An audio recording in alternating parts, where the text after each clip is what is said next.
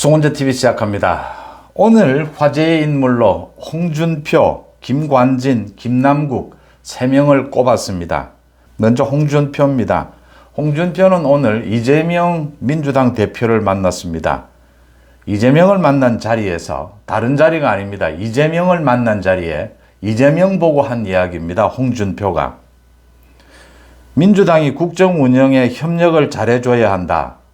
윤석열 정권 대부분 정치를 잘 모르는 사람들이 대통령실에 있다. 민주당이 도와주셔야 나라가 안정된다.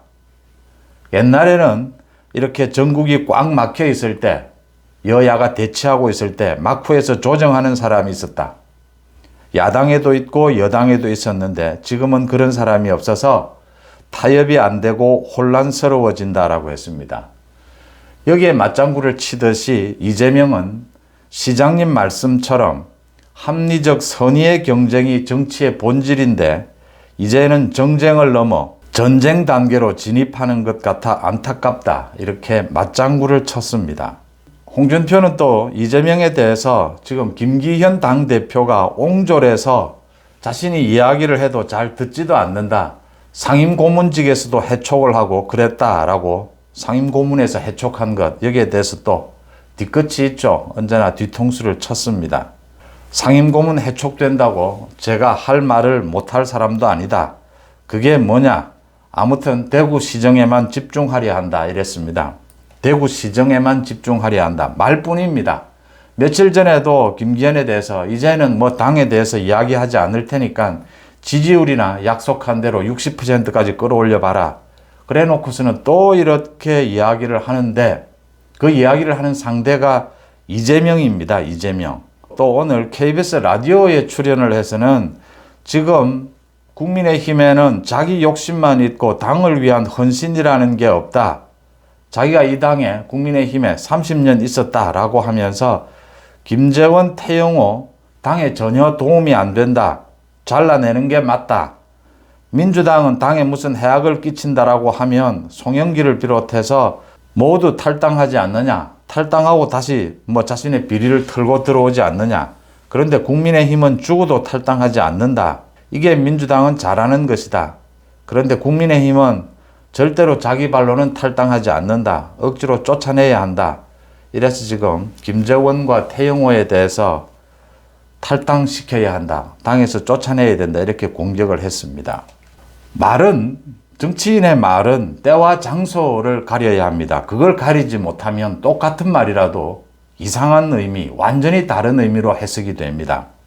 홍준표가 김기현을 만나서 또는 대통령실이나 윤석열 대통령을 만나서 이런 이야기를 했다면 또 언론에 공개되지 않았다면 괜찮습니다. 그럴 수 있습니다.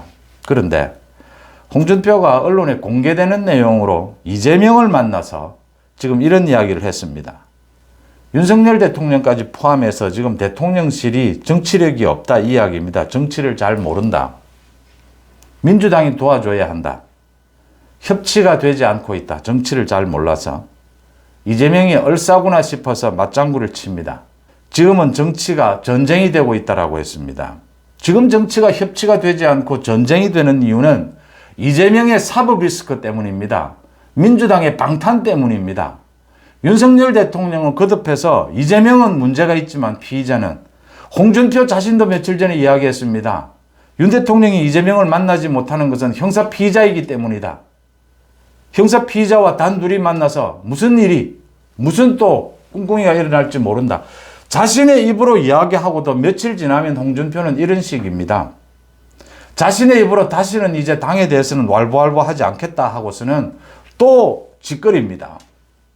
대구시정에만 집중하려 한다. 대구시정도 제대로 하지 못하면서 홍준표의 정치 스타일이 언제나 이런 겁니다.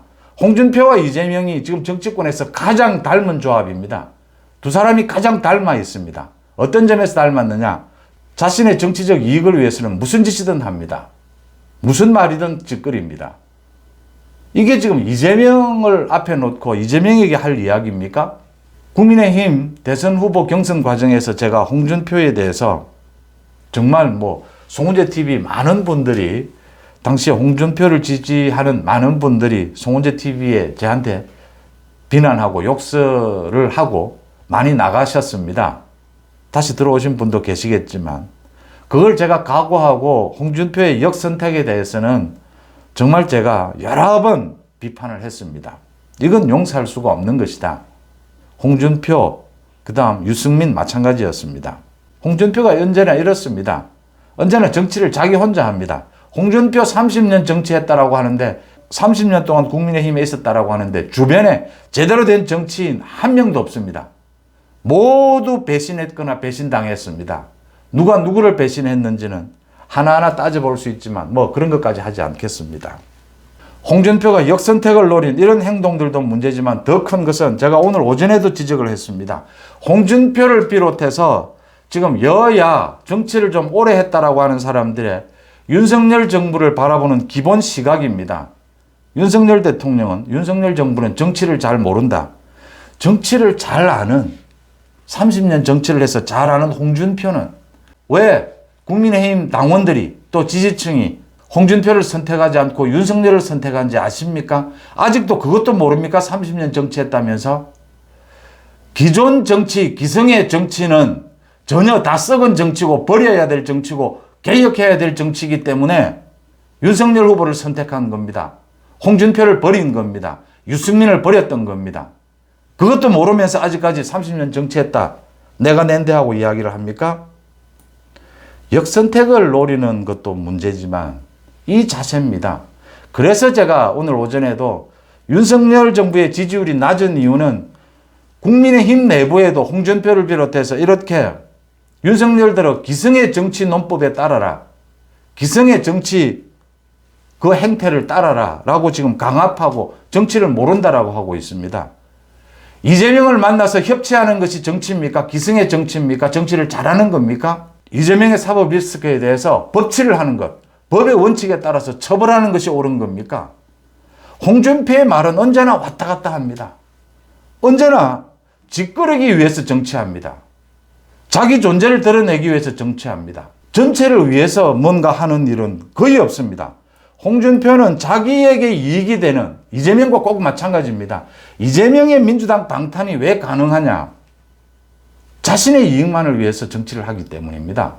혹시 홍준표나 이재명이 정치가 잘 되는 경우가 있습니다. 그건 자기 이익과 당의 이익 또는 국가의 이익이 일치했을 경우입니다. 그런 특이한 경우 몇 번을 제외하고는 홍준표와 이재명은 언제나 같은 이런 정치 행태를 보입니다. 태영호와 김재원이 지금 탈당해야 될 정도의 잘못을 저지른 겁니까? 만약 탈당을 해야 되는 잘못을 저지른 사람이라면 홍준표가 탈당을 해야 합니다. 이재명을 만나서 이런 말을 짓거리는 홍준표가 탈당해야 합니다.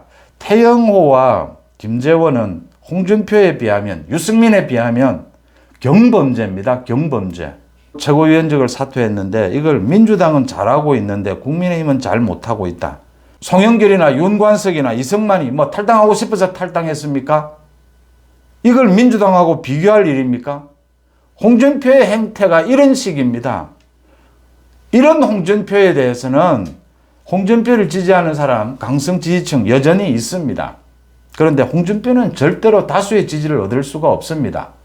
홍준표가 일전에 자신이 가장 후회하는 것이 박근혜 전 대통령에 대한 탄핵이 있고 난 다음에 당대표를 맡고 대선 후보로 나섰던 것을 가장 후회한다라고 했는데 천만의 말씀입니다.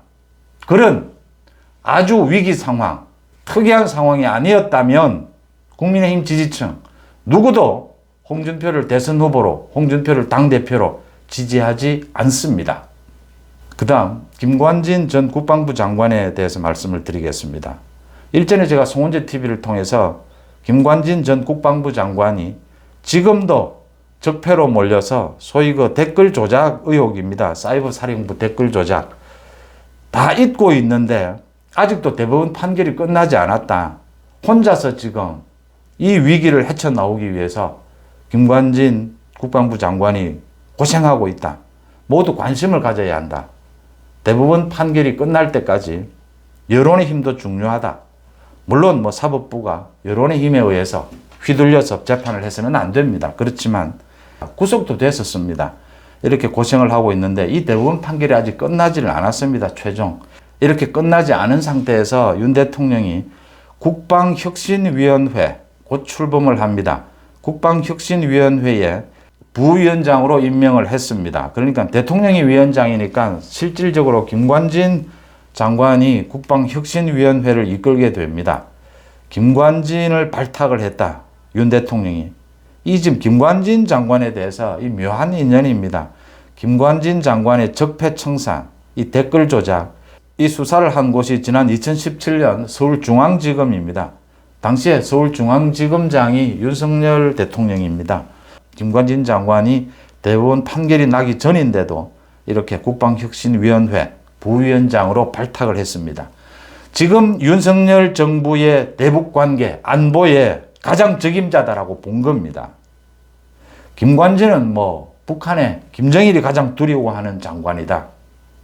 북한이 군사훈련을 할 때 김관진 얼굴을 그려놓고 사격수를 연습한다. 이래서 유명하지 않습니까? 김관진 장관은 이명박 정부, 박근혜 정부에 걸쳐서 국방부 장관을 지냈습니다. 북한의 도발에 대해서는 한치의 양보도 없다. 한치의 양보도 하지 않는 것을 실제적인 행동, 명령으로 보여줬습니다. 그때마다. 윤석열 대통령이 이런 김관진 장관을 발탁했다. 이 내용만으로도 윤석열 정부의 대북 정책이 얼마나 앞으로 원칙에 따를 것이다. 문재인 정권 5년간 완전히 잘못된, 완전히 비상식적인 이런 대북 관계를 이제 정상으로 바로 돌려놓겠다라고 하는 의지를 보인 것으로 보입니다. 김관진 전 장관을 발탁한 것, 많은 국민들, 이건 진영을 떠나서 많은 국민들의 박수를 받을 것이다 라고 짚습니다. 그 다음 김남국입니다.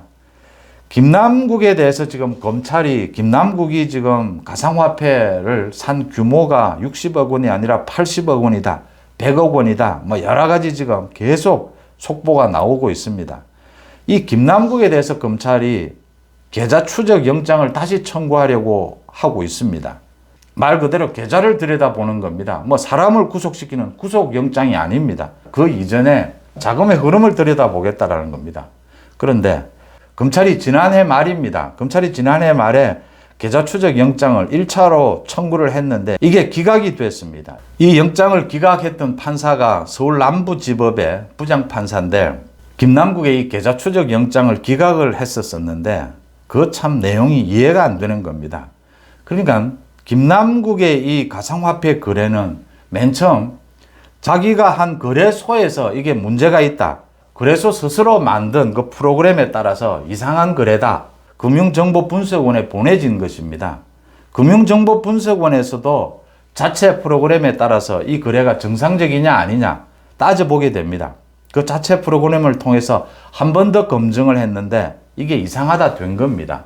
이렇게 되는 경우는 진짜 0.1%도 안 된다는 경우입니다. 이렇게 두 번씩이나 이상 거래다, 의심이 간다라고 하는 이 김남국의 가상화폐 거래에 대해서 그래서 검찰의 자료가 넘겨진 겁니다. 검찰이 이 자료를 모두 공개를 했는데도 법원에서 지난해 말입니다.